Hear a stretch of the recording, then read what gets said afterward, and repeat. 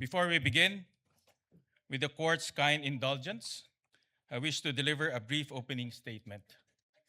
Ladies and gentlemen, distinguished senator judges, sa araw na ito, binubuksan natin ang pagdinig sa kasong impeachment laban sa pangalawang Pangulo ng Republika ng Pilipinas, ang kagalang-galang na Sara Zimmerman Duterte, alinsunod sa ating saligang batas.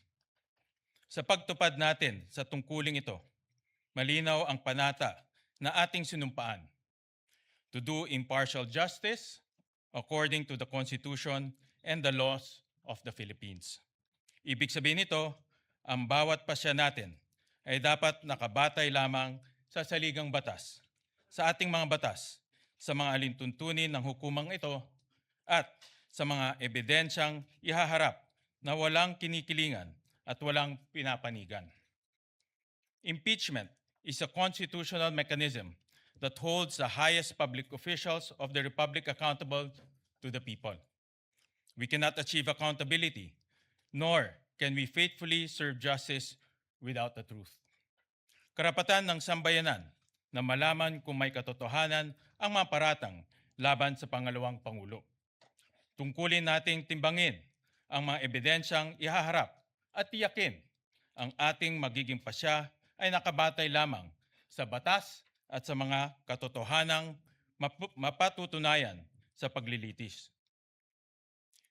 Ipagkakaloob ng saligang batas sa Senado ang natatanging kapangyarihang dinggin, litisin at pagpasyan ang lahat ng kaso ng impeachment. Kakibat ito ang pananugutang tiyakin na ang paglilitis ay isinasagawa ng may integridad, kaayusan at buong paggalang sa proseso.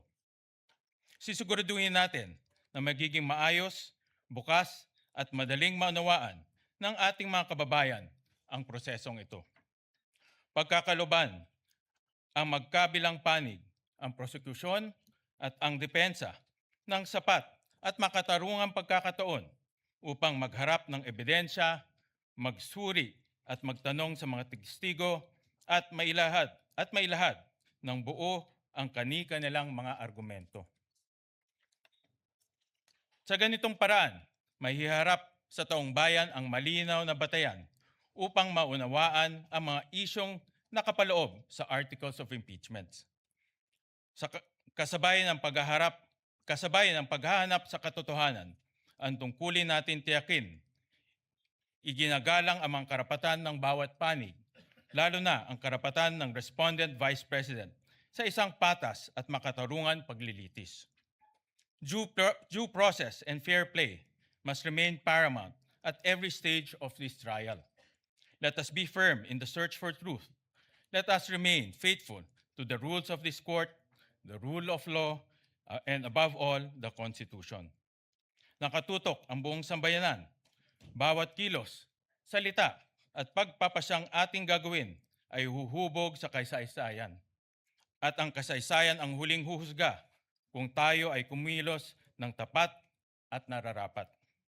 Nais kong bigyan ng katiyakan ng lahat, lalo na ang ating mga kababayan. Gagampanan ko ang aking tungkulin ng patas at may katapatan.